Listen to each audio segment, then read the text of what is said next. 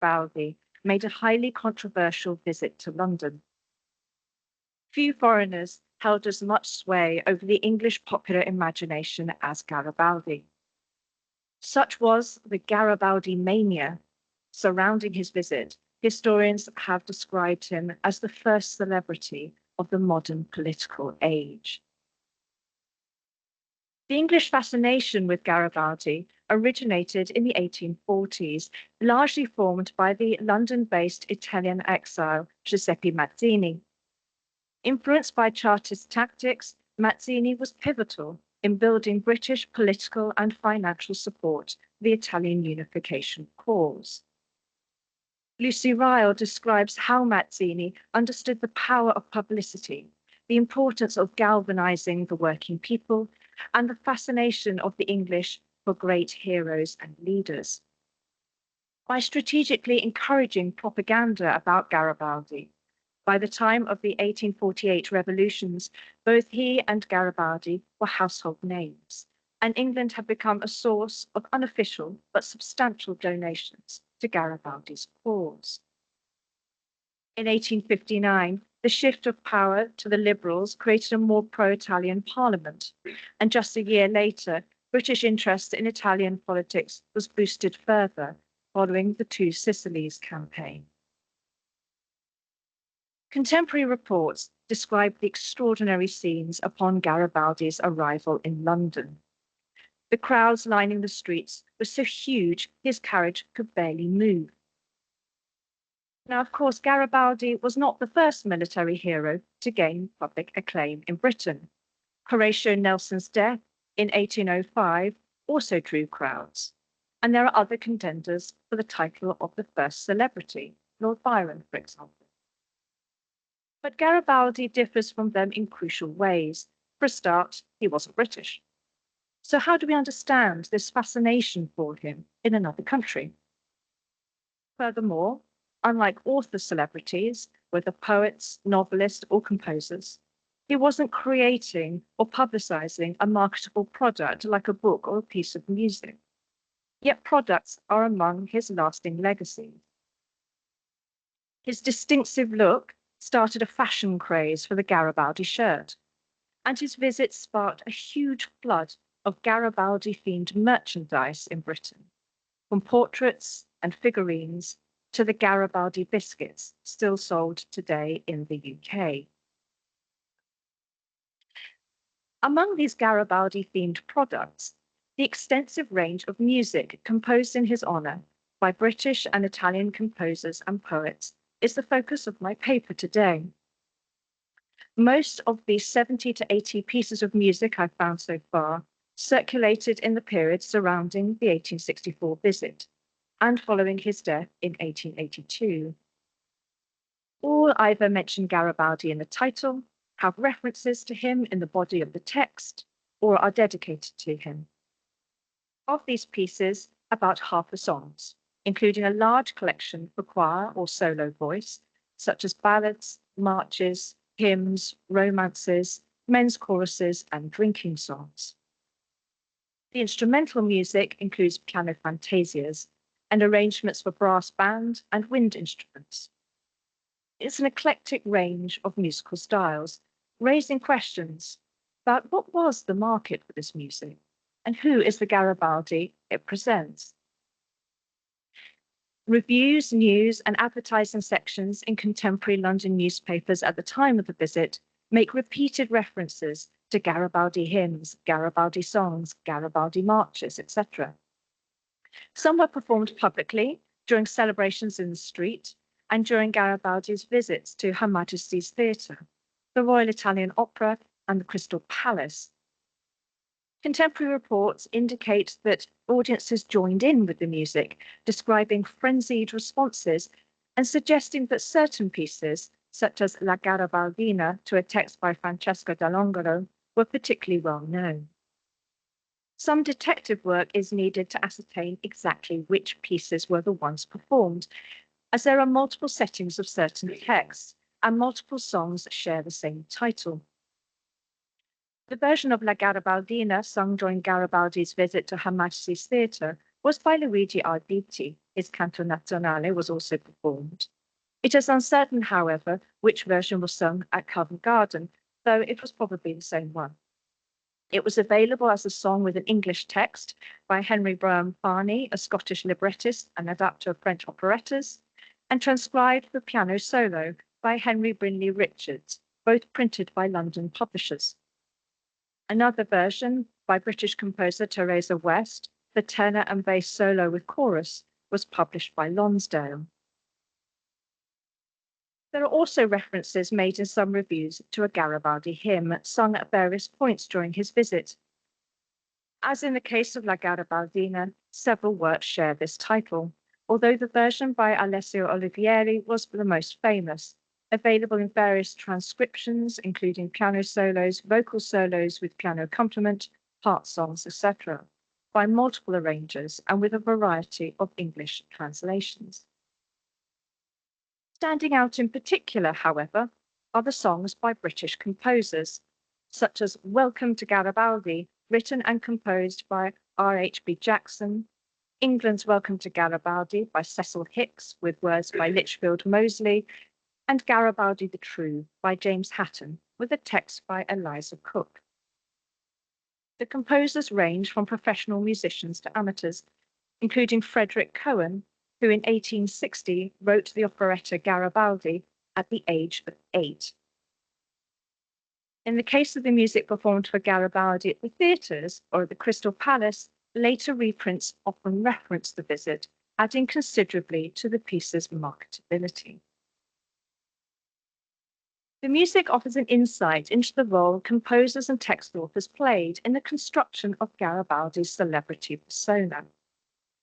As much as Garibaldi formed his own image, his supporters were vital in further building and disseminating it. I've already mentioned Mazzini, and Giovanni Battista Cuneo's biography from 1850 was also highly influential.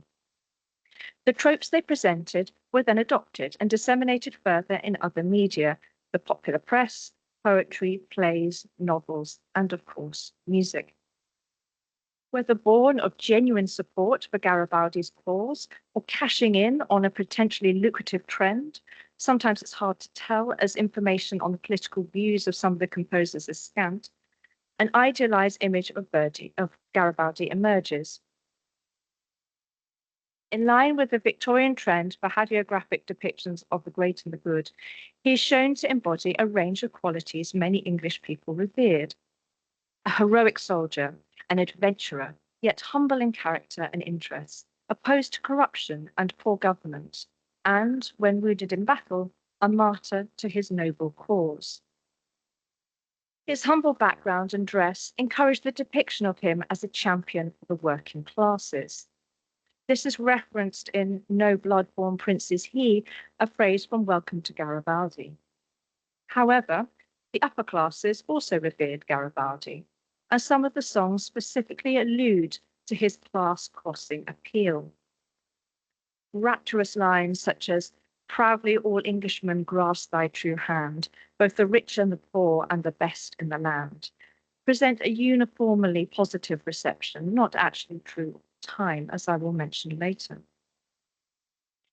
Inevitably, much of this music is in a military style, and many of the Garibaldi hymns and marches were rearranged for the growing numbers of brass bands in the mid-19th century Britain.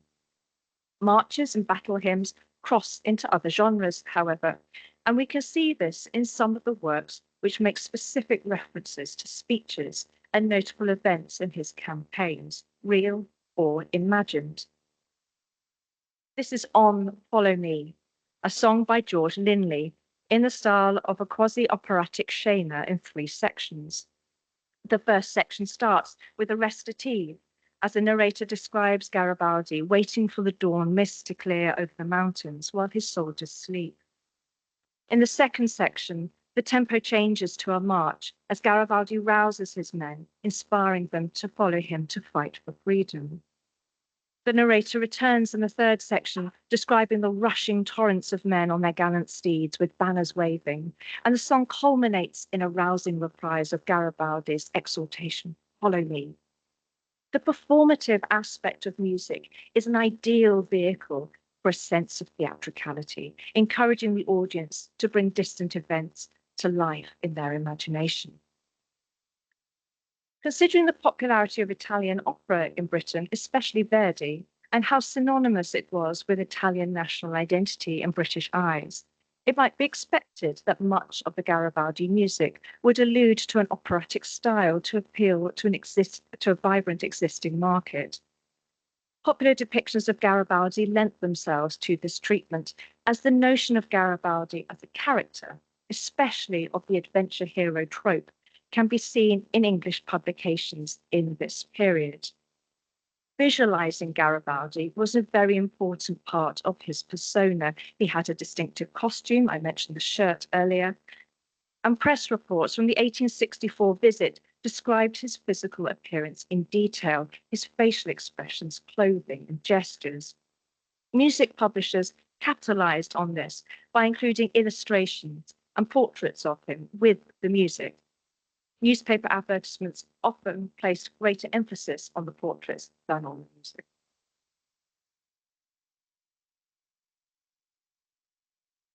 Around the time of the 1864 visit, much of this music with its accompanying portraiture was publicized as souvenir pieces for the domestic market and possibly a female audience.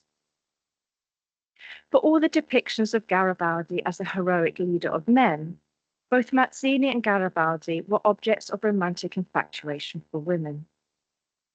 As Marjan Schwegman points out in her study, In Love with Garibaldi, quote, imagining love as a powerful motivating force in the transmission of the revolutionary spirit that animated the Italian Risorgimento means rethinking the history of 19th century politics and especially the meaning of gender. Quote. Descriptions of Garibaldi's character and appearance project onto him both masculine and feminine traits. Aggressive military bravery is combined with references to his modest gentleness off the battlefield. Garibaldi's visit coincided with the peak of the women-led drawing room ballad market, and women are central in both the creation of Garibaldi music as composers and poets and as consumers. Capitalizing on his broad appeal, music publishers used Garibaldi to market an eclectic array of music.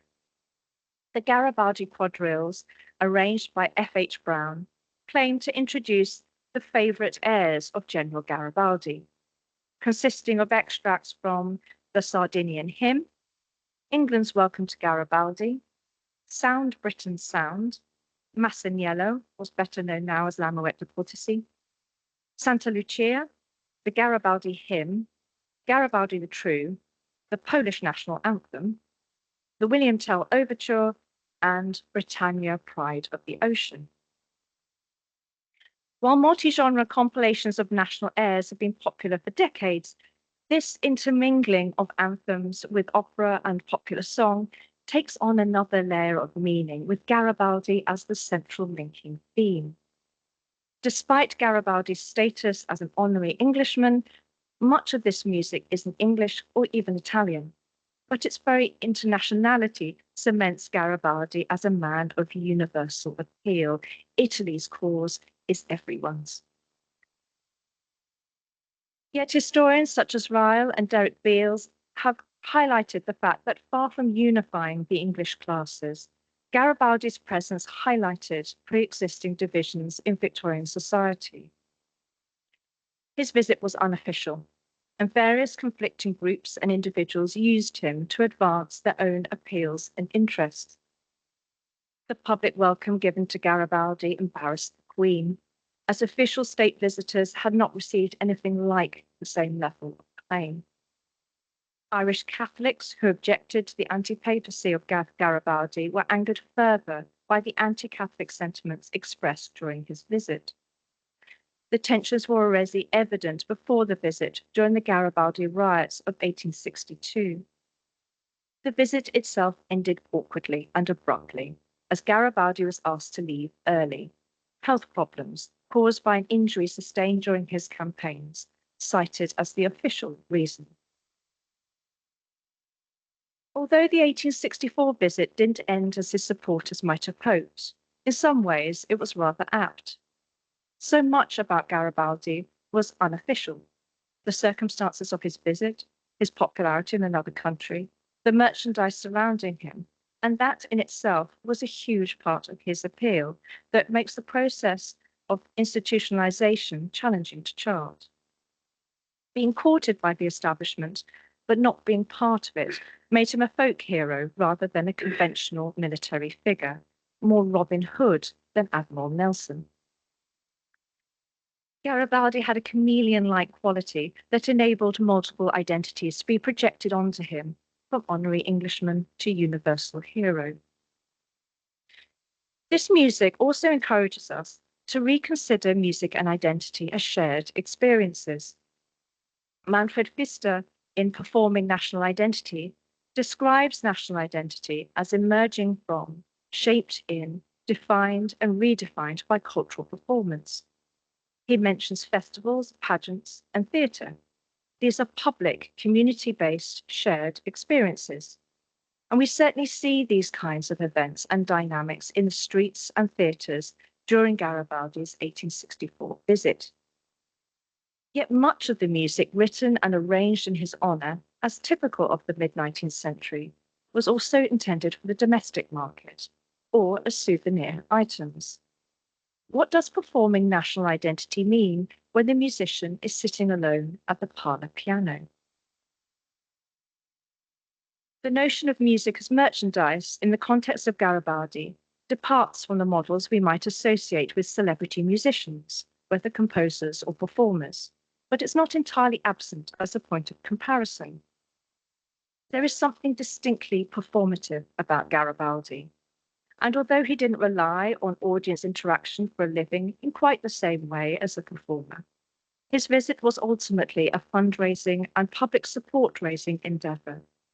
Being marketed and commodified in this way blurred the line between promotion and self-promotion, creating a symbiotic relationship with the public and cementing his legacy on the international stage. Thank you.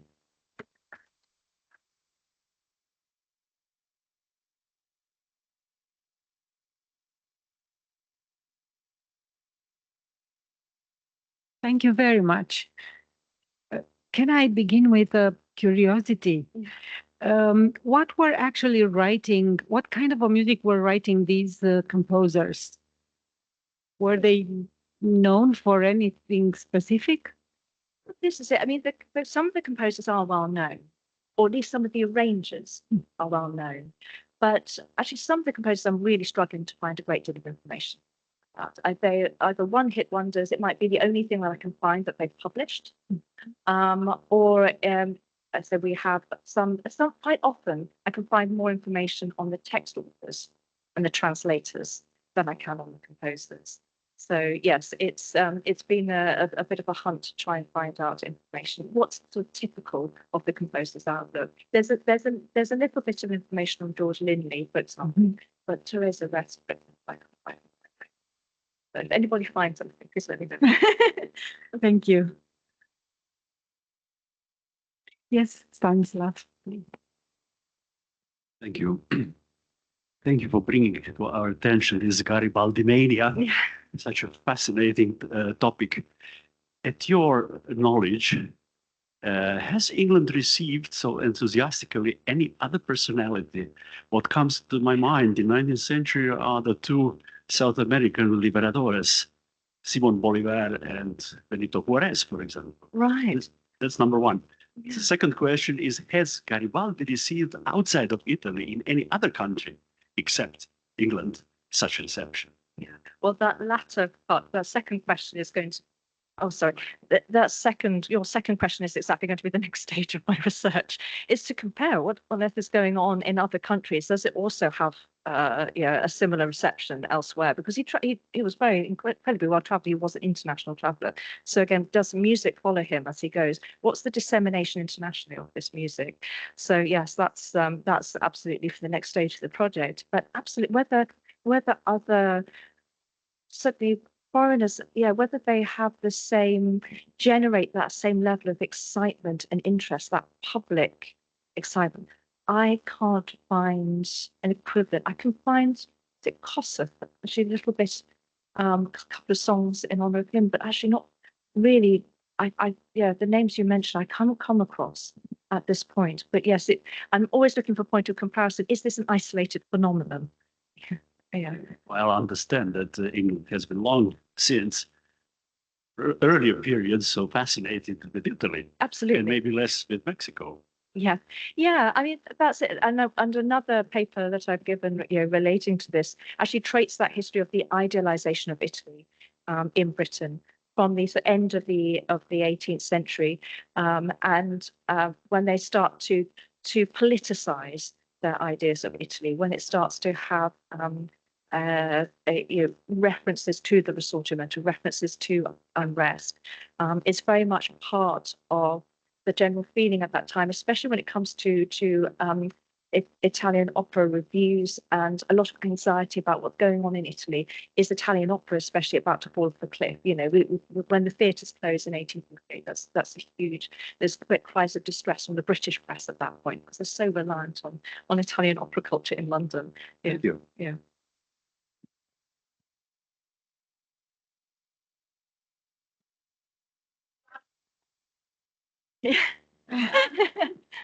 I'm wondering about whether the attraction for Garibaldi was partly because of international politics, like how much was he a representative of British wanting to support somebody who was against their enemies. Yeah. And it reminds me of Lockley's pieces like Jesse's Dream and The Charge of the Light Brigade, which have absolutely marvelous covers about encouraging British national pride.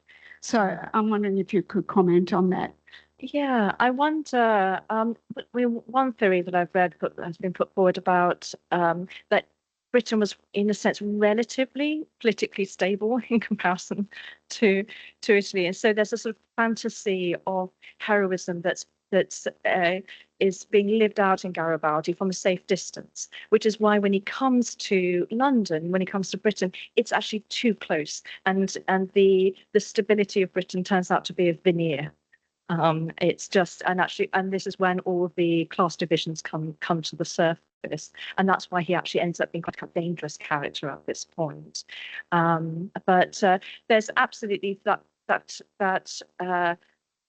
siding with the adventure hero trope, and especially you see it a lot as well in juvenile literature at this time as well. He immediately becomes this heroic character, once one of the great 19th century figures. In that storytelling tradition.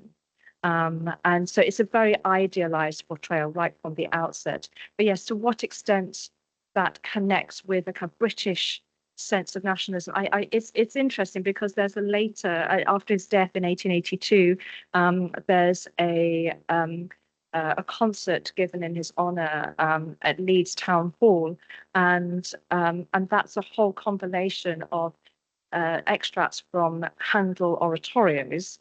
Of course, this becomes defined as British at this time, part of British musical identity.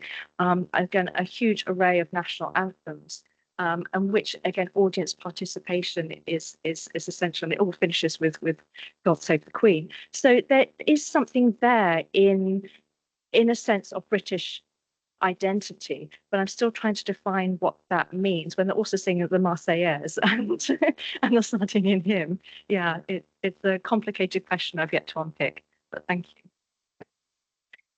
Thank you very much once again.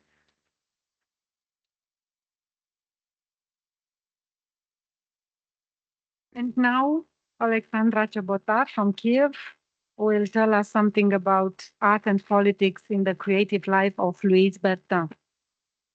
Thanks. Thanks. So, that's taken. Thanks.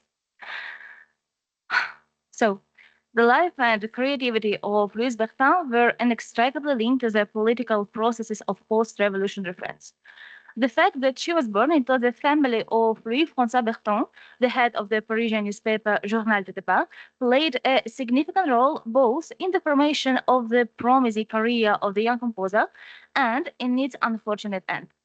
One might ask, how is a family of a journalist, even a wealthy one, connected to politics?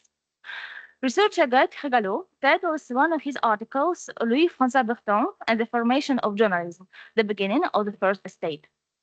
The term First Estate refers to the influence that journalism had on public opinion.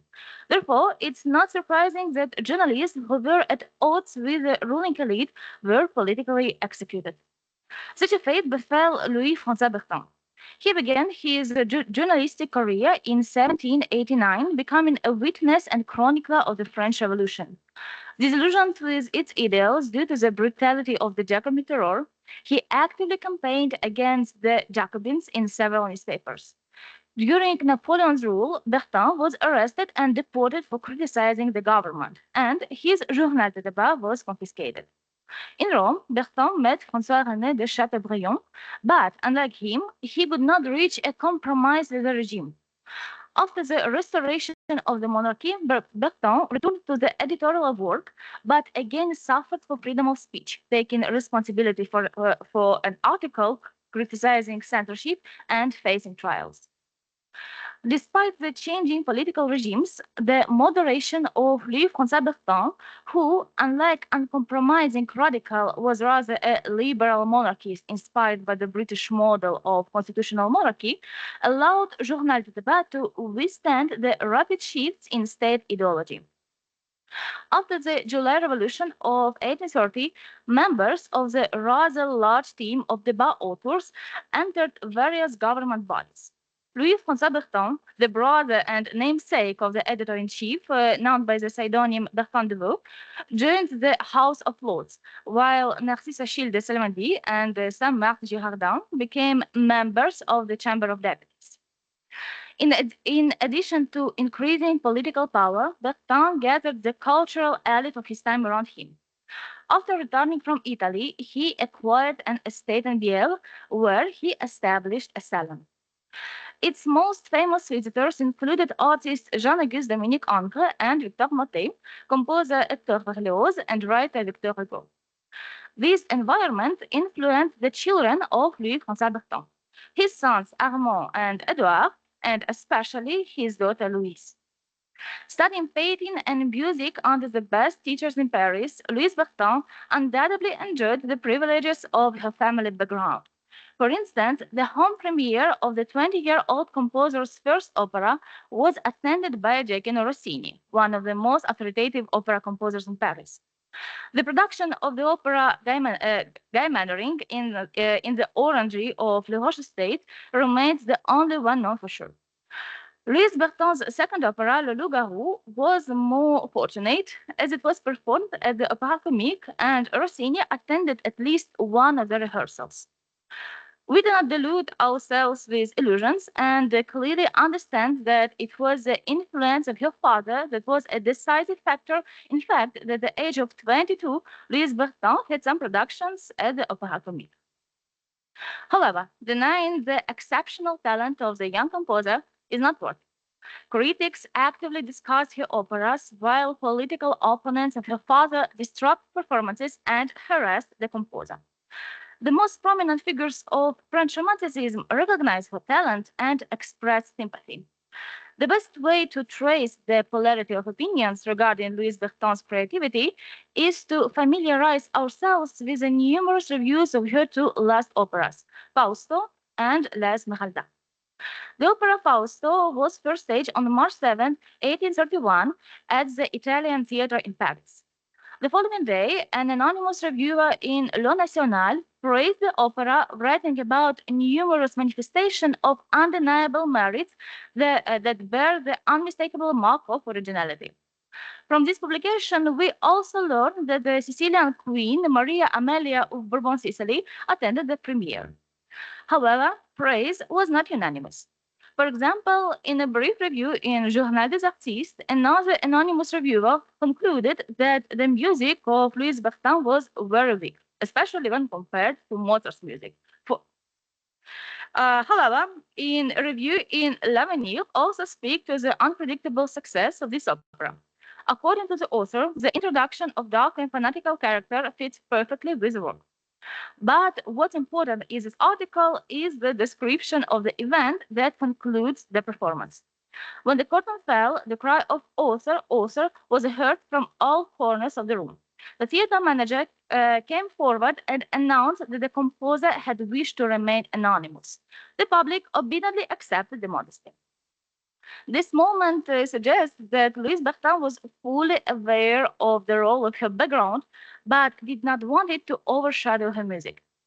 Apparently, Bertin's fear that the public would be more interested in her family background than her music was not unfounded.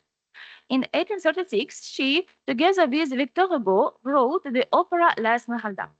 By the fifth performance, it had been shortened to 3 acts, and most importantly, a real disturbance occurred. A real disturbance occurred during this production. According to the memoirs of Adeligo, shouts began in the hall. Down with Bertin, down with Journal de Départ. This performance turned out to be the last one, both for La Esmeralda and for Louise Bertin's operatic career.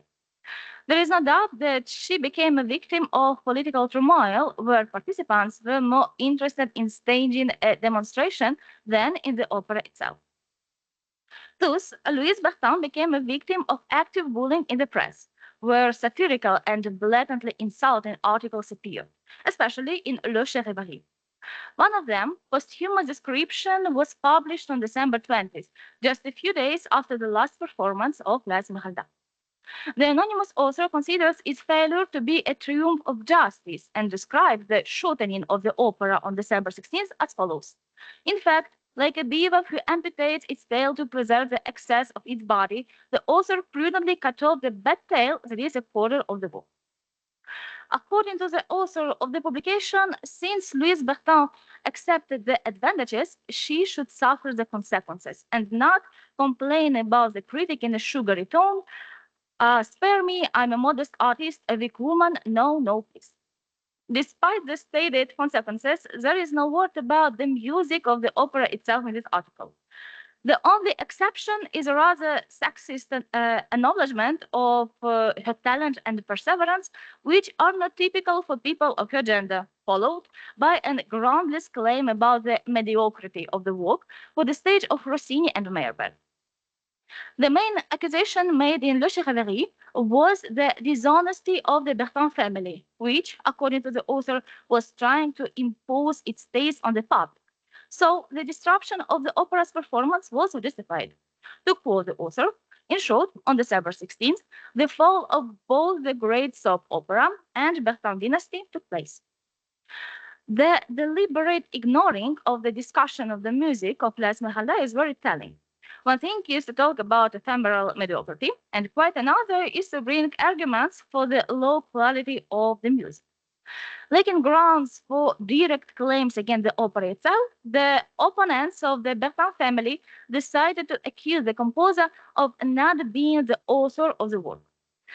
Given Louise Bertin's declining health, Hector Berlioz took over the rehearsals of La Esmeralda. So he became the subject of suspicions from the biased public. This incident is even mentioned in the composer memoirs. In them, he recounts how, during the performance of the bell ringers aria of Quasimodo, shouts were heard from the hall claiming that the music actually belonged to Berlioz, since the declared author supposedly could not have written it by herself. So, is this episode denying Louise Bertin's authorship a confirmation of her compositional talent? Moreover, the fact of political motivation among some spectators turns the hypothesis into an undeniable fact. Such was the unfortunate end of Louise Bertin's operatic career. She continued to compose chamber music, but never returned to the genre of opera. However, Bertin was able to reveal her poetic talent and even received recognition. She won the French Academy's prize for her collection Le Gland. Returning to the role of politics in Louise Bertin's life, It's important to know that a pivotal event occurred in the year she wrote this collection, the death of her father.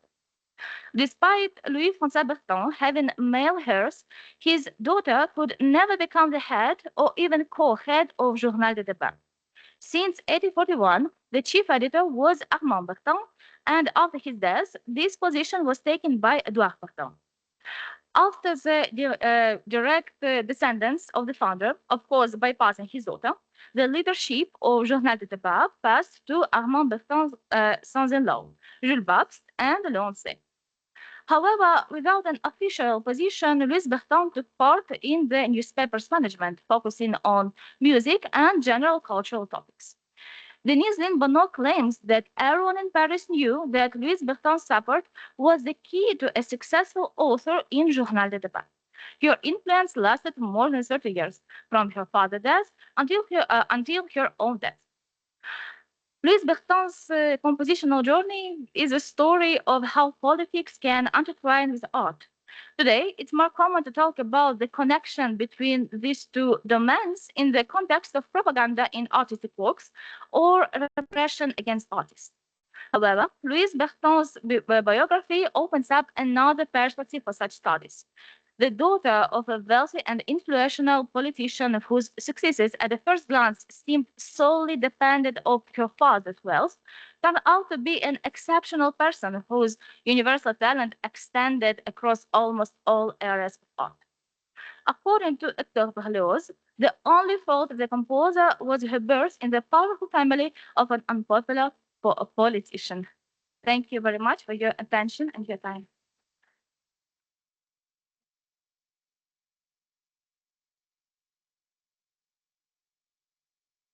Thank you, Alexandra.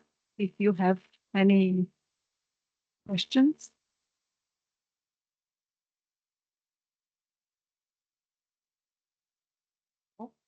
If not, I thank you for Thank you so much. optimizing the time. Thank you, Alexandra. One second.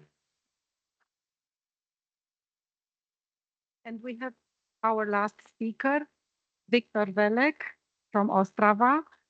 Well, about the opera Vlasak's Dream, or a small probe to the musical life of the Czech Viennese elite association Slovanská beseda. I hope my pronunciation was not totally wrong.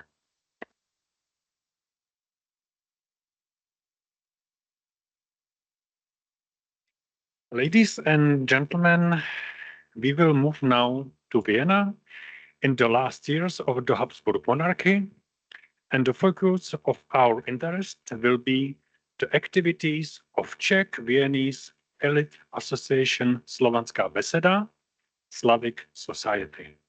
I will proceed according to the principle from the general to the specific.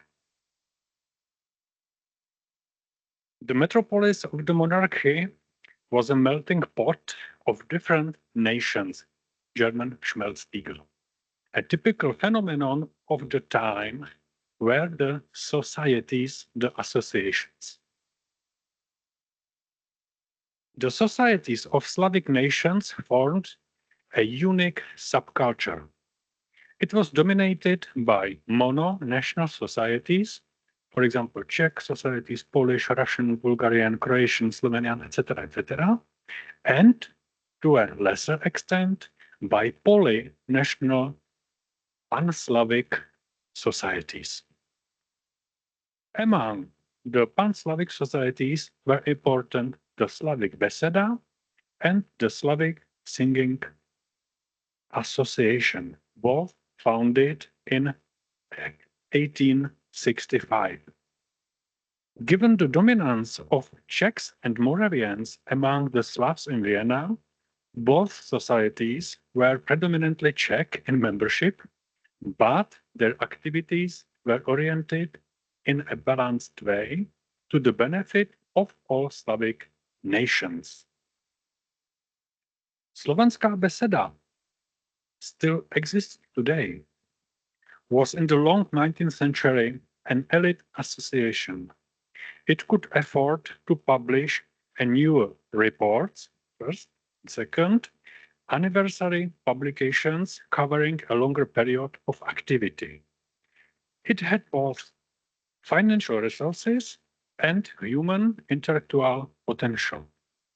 Due to the social importance of many members, photographs, correspondence, diaries, memoirs, etc. are available. Partly preserved is the association's archive, stored in the Hotel Post in Vienna. It means in the Czech National House in the first district. It's a parallel to the Czech National House here in Zagreb. And this association archive is a perfect basis for the research.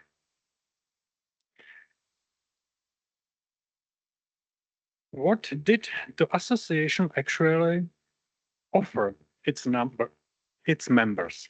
This is the question. First, the opportunity to meet, discuss, maintain and gain contacts, deepen the so-called Slavic reciprocity, and to have fun. Very important word today, fun. It means reading Slavic press, play billiard, play cards, trips, dancing, literary evenings, entertainments for children of the members, theater performances, concerts, and so on and so on. The members, amateurs, semi-amateurs, and professionals from within its own ranks were able to supplement the society with outstanding performers from outside the society. The elaboration of this public dramaturgical line is relatively easy, but the historian also alludes to a less visible layer. It means the cultural and entertainment events of the various society fractions. What are the society fractions? For example, Tambourage Ensemble, or the Ladies Club, or the South Slavic Club, or the so-called Bachelor Club, very important keyword, not married men, Bachelor Club. The activities of these factions were sometimes isolated, intern for themselves, but often open to other members of the society or to the public. The aim was, from time to time, to present the fraction activities. The Bachelor Club of Slovanská beseda. This club was probably the first ever such phenomenon in Slavic Vienna. It was founded shortly after the founding of the association in 1865. Already at Christmas 1867, the following memory is connected with it. Christmas, nobody wanted to be alone. Not be alone in the case of bachelors and widowers, and to take a break from the family from time to time in the case of married men. These were two main motivations for the creation and activity of the Bachelor Club.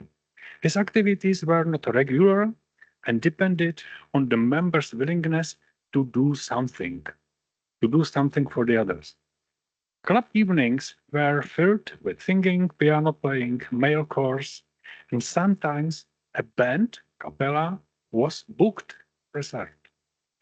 The impetus for the events was often the birthdays or anniversaries of club members, their departure from Vienna, and etc., etc. From 1883 until 1902, the club was more or less a regular activity, and its entertaining character alternated with valuable artistic productions. The club organized dance entertainments for the whole association and organized his own ladies' evenings. The men organized ladies' evenings in disguise. Musical ensembles of their own were often created on an ad hoc basis. The fact that the professional Czech Viennese composers donated their compositions to the Bachelor Club was no exception. The emancipated ladies, it means wives of members, after a time set up their own ladies' evenings, held on holidays and Sundays. Please read it individually.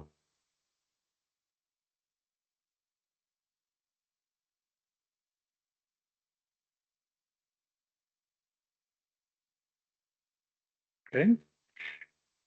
Here we see three examples, certain precursors for Läufer in German, to the performance of the opera, which, as the main topic of this paper, I will soon present. Othello and Desdemona, a comic piece, or Pylades without Orestes, or symphony, etc., etc. These are steps before. A little intermezzo. The membership structure of the Slavic Beseda was very diverse. No small association, but really great association, very rich with intellectual potential. This is the situation around 1900. Václav Šitina, the chronicle of the Slovanská beseda, wrote that in the years, and please read it individually,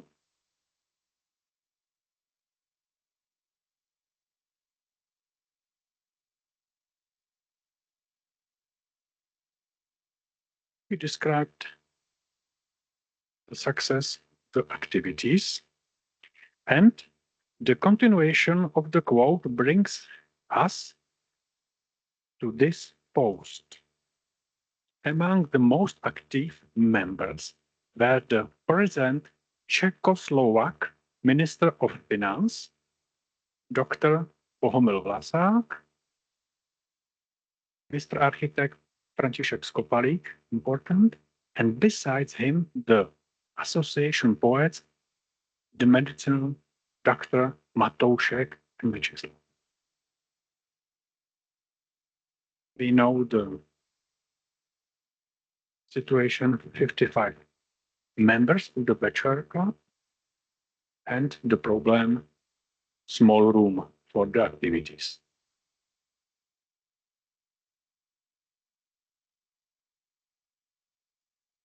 Okay. The names Bohumil Vlasák and Antonín Matoušek were mentioned in the quote, and I will add a third name, Jaromír Herle. All three men are important for the performance of comic opera Vlasák's Dream. The first, Bohumil Vlasák, came from a patriotic family. He worked at the Provincial Financial Directorate in Prague. In 1898, he accepted the offer of Minister Josef Kajco and went from Prague to Vienna. In 1913, he was appointed Court Councillor of Rath, and a year later was awarded the Cross of the Order of Franz Josef. Vlasák spent the First World War in Vienna, but immediately after the collapse of the monarchy, he moved to Prague, where he again rose through the ranks in the Ministry of Finance. He was a member of Slovanská beseda, in the committee as an administrator, secretary, vice mayor. In short, he applied his organizational and clerical skills. Please remember the face, the head without hair. Very important information. Antonín Matoušek, we don't know much about him. He was a practitioner and woman's doctor. He is mentioned as a medicinal student in Vienna in 1889. He worked in various medical institutions there, and from 1905 he stayed from June to October, for months, in the Mariánské lázně, the Marienbad in Western Bohemia. in winter in Vienna, in summer in Marienbad. He continued this summer activity after the establishment of Czechoslovakia. 1928, he celebrated his 60th birthday. Then the trace disappears. Matoušek was a member of Slovenská beseda. He occasionally sang, declaimed, and participated in the organization of events. He also occasionally wrote texts for couplets and wrote one opera libretto. This will interest us today. And the third man, Jaromír Herle. He made a name for himself in the chorus, the choir of the court opera of Oper in Wien. First as a singer, and 1 year later as deputy chormaster. Good career. Like Bohumil Vlasák, Herle returned to Prague immediately after the dissolution of the monarchy. In Prague, he found a job as chormaster in the choir of the National Theatre. He was organist and conductor. The most up-to-date overview of his personality is presented in the extensive biographical chapter in my book Lumír 150. It's gratis present for somebody, anybody from you. Like the fight, okay. And supplemented by a thematic catalog. Okay. The war was won by. He was a member of Slovenská beseda, and he made a name for himself as a pianist, singer, chormaster, and organizer. And now we begin. Opera, comic opera, Vlasák's Dream. The content of the opera concerns to the topics of bachelorhood, second, wedding, and third, bird-head complex. Jaromír Herle married in 1896 his unknown sister. He was not in the time bachelor, but honorary bachelor. Good. We don't know anything about Matoušek's family circumstances. Shame. And the third, Bohumil Vlasák, was not yet married at the end of 1901. When the opera was performed, this is important, he married a year later on the end of November 1902 in Vienna. His chosen wife was a daughter of a professor of veterinary college in Vienna, Jan Struska. This Struska was member of Slovenská beseda. Also, Vlasák chose his wife in the membership of Slovenská beseda. Tak. How do we know about opera? First, it is included in my catalog of works by Jaromír Herle in this book. The autograph score is part of Herle's estate in the Czech Museum of Music. It is opus 36. It's variously described as a comic opera of 2 acts with piano harmonium for male chorus and solos, and directly in the autograph we read a charming narrative fable of 1 act with singing and dancing written by a bachelor of the bone, ein echter Junggeselle, Docent Matoušek.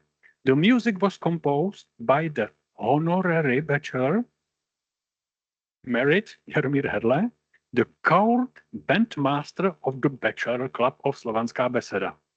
End of the quotation. Very fast, in 5-6 weeks was it made. Second source, opera is mentioned in the annual report of Slovenská beseda. And the third source, very interesting information can be found in the handwritten journal of the Bachelor Club, Motil, means butterfly. please.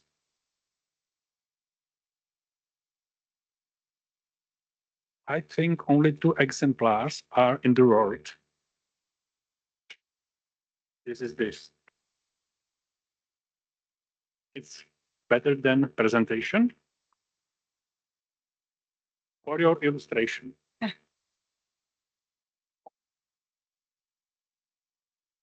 Momento.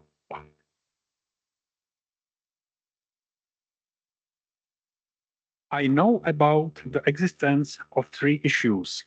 For us are relevant 2 issues from the turn of 1901 to 1902. You can see funeral issue. Second is festive issue in honor of Our Ladies. Performed the comic opera Vlasak's Dream. And the third issue, Fest Arc issue, again for the honor of Vlasak with anthems, Vlasak's anthem, a short be us, something like this. Good. This issue, you can see, was actually created because of the opera. Really, because of the opera. It has 6 pages with humorous, de facto encrypted content. The historian, musicologist, me, must know perfectly who was who in the structure of Slovanská beseda. The information only now for you is without sin. You should know more and more about Slovanská beseda. Let's take a closer look at page 3 and 4.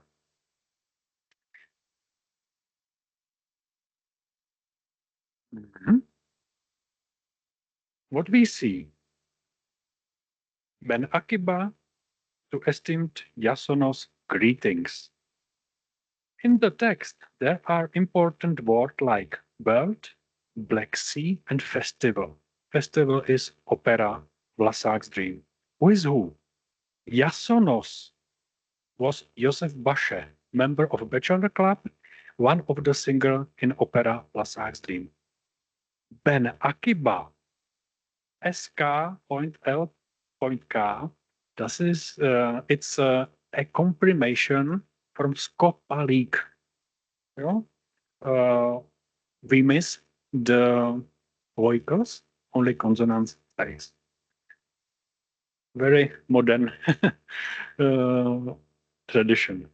The signature or nickname. If both Ben Akiba and Sakalaka belongs to one person, it was the architect and member of the Association Slovanská beseda, František Skopelý, on the left.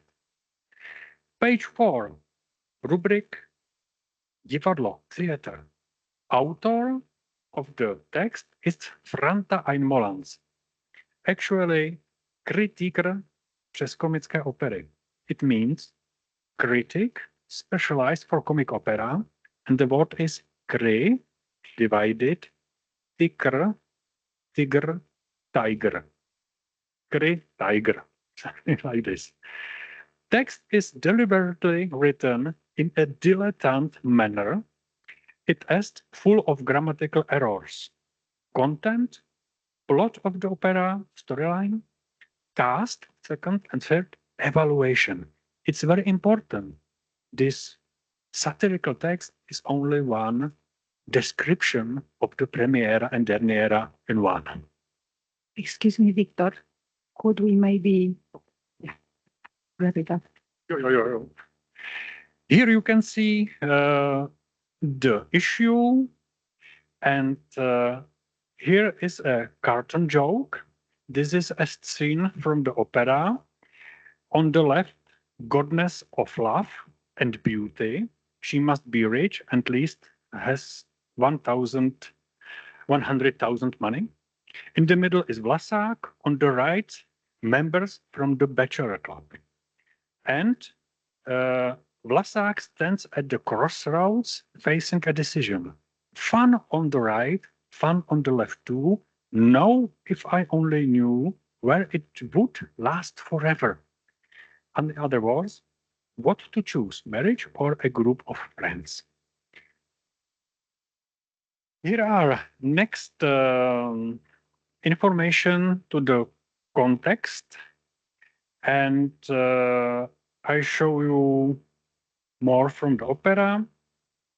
It's a magical narrative story with singing, dancing about an act, but an analysis of the 54 pages of the score suggests otherwise. Act 1, intermezzo, Act 2. Here you can see the cast. Bohuš Vlasák, he played himself. Pavlousek de Hladotín, a city of hunger. In the opera, his owner of the patent for sausages was engineer Pavlousek, clerk. Gabriel Beppo, leader of bachelors, was Richard Česaný, ministerial undersecretary, etc., etc. We have here wizard, magician, goddess of love and beauty, a man, Richard Chop. Genius of singing, I think it was František Pácal, called opera singer, but he didn't sing in the hall, but behind the curtain, and etc., etc. I have to mention other group of people, supernatural beings, and decadent party, etc., etc. Music directed and played by pianist Otto Dancer, and ballet dancing number. For the book, I prepare very detailed the storyline, and what is my dream? My dream is revival premiere in Vienna in the club rooms of Slovanská beseda, or in club room of Association Česká beseda in Zagreb. I have to win the money for the interprets, and I think it is the way how from to private to public. We wish you luck. Thank you.